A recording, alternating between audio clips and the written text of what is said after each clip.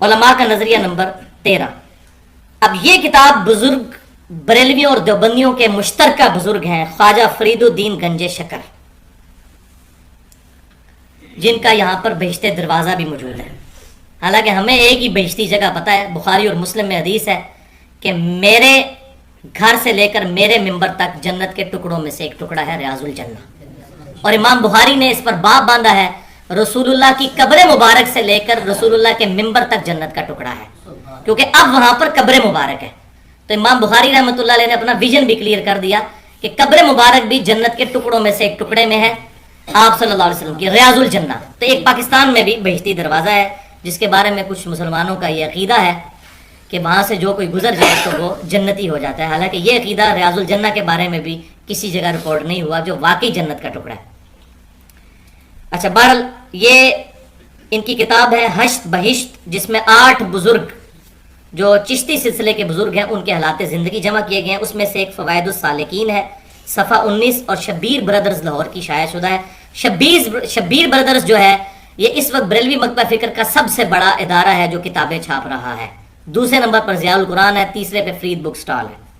یہ وہ شائع کرتے ہیں بریلوی اور دیوبندیوں کے مشترکہ بزرگ خواجہ فرید الدین گنج شکر صاحب کی طرف منسوب، مطلب ہمیں تو کنفرم نہیں، لیکن چونکہ وہ کہہ رہے ہیں نہیں یہ معرفت کی بات ہے، صحیح لکھی ہے۔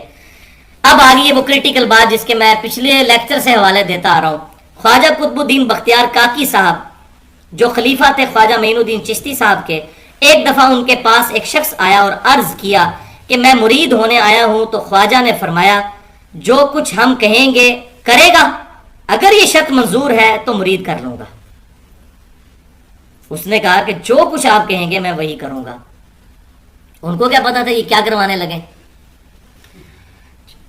تو خواجہ قطب الدین بختیار کاکی نے فرمایا کہ تو کلمہ اس طرح ہی پڑھتا ہے نا، لا الہ الا اللہ محمد رسول اللہ؟ تو اس نے کہا جی ہاں۔ تو فرمایا تو اب ایک بار اس کلمے کو یوں پڑھ، لا الہ الا اللہ چشتی رسول اللہ والعیاذ باللہ۔ چونکہ راسخ العقیدہ تھا، یہ کامنٹس کس کے آ رہے ہیں؟ فرید الدین گنج شکر صاحب کے، کہتے ہیں وہ بڑا پکا عقیدے والا تھا، کیونکہ فرید الدین گنج شکر صاحب خود خلیفہ ہیں خواجہ قطب الدین بختیار کاکی کے جنہوں نے کلمہ پڑھوایا۔ اس نے فوراً پڑھ دیا، خواجہ صاحب نے اس سے بیعت لی اور بہت کچھ خلت اور نعمت عطا فرمایا اور کہا میں نے فقط تیرا امتحان لیا تھا۔ یہ اینڈ پہ نا وہ ایسی بات کر دیتے ہیں، اٹھو مت بیٹھو، پتہ ہی نہ چلے کہ اٹھنے کا کہا ہے کہ بیٹھنے کا، یہ اٹھو مت بیٹھو۔ اچھا جی، میں نے فقط تیرا امتحان لیا تھا کہ تجھ کو مجھ سے کس قدر عقیدت ہے، ورنہ میرا مقصد یہ نہ تھا کہ تجھ سے کلمہ پڑھواؤں۔ بھائی مقصد ہے تھا یا نہیں تھا؟ اس کے بعد انہوں نے دوسرا کلمہ کو نہیں پڑھوایا، لہذا وہ کفر میں ہی مار گیا۔ اس کے بعد دوبارہ کلمہ پڑھانا چاہیے تھا نا۔ کیا صحابہ کرام علیہم رضوان مسلمان کرنے کے لیے یہ کلمہ پڑھواتے تھے لا الہ الا اللہ ابو بکر رسول اللہ؟ کبھی نہیں۔ اگر صحابہ کرام نے یہ کام نہیں کیا تو ان لوگوں کو کس نے یہ اجازت دی ہے کہ وہ اپنے ناموں کا کلمہ پڑھوا کر امتحان کریں؟ امتحان کرنے کے تو اور کئی طریقے موجود ہیں۔ یعنی وہ بیچارہ بیعت ہونے آیا تھا، ایمان سے بھی جاتا رہا۔ اب ذرا سن لیجئے وحی کا فیصلہ۔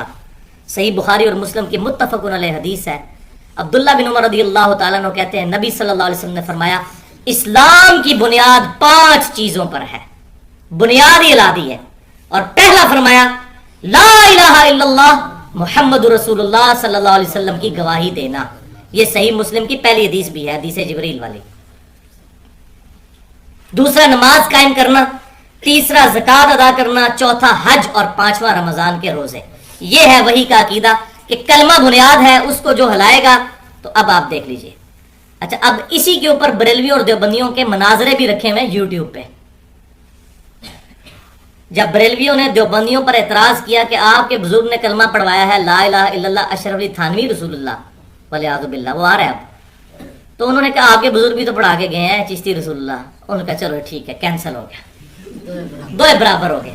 یہ بالکل اس طریقے سے ہے کہ اگر کوئی شخص یہ کہے میرا بیٹا سکول میں فیل ہو جائے اور میں پوچھوں بیٹا تو کیوں فیل ہوا، تو کہ ابو جی آپ کے دوست کا بیٹا بھی فیل ہو گیا، تو میں کہوں ہاں بالکل ٹھیک ہوا ہے۔ بھائی دونوں غلط ہیں، اور یہ مناظرے کرتے ہوئے شرائط رکھتے ہیں کہ اگر ہم نے کوئی ایسی گستاخی آپ کے بزرگ کی نکالی جو کفریہ ہوئی تو آپ نے فتویٰ لگانا ہے. ہاں اگر آپ نے اس کے مقابلے پر ہمارے بزرگ کی کوئی نکال دی تو پھر نہ ہم آپ پر فتویٰ لگائیں گے نہ اپنے پر. اور پھر وہ اینڈ پہ دعا کر رہے ہوتے ہیں یا اللہ ہم میں سے جو جھوٹا ہے اس کو یہیں پر موت دے دے, اور کسی کو موت نہیں آتی, یعنی دونوں ہی جھوٹے ہوتے ہیں, کیونکہ پھر دونوں ہی جھوٹے ہوئے نا.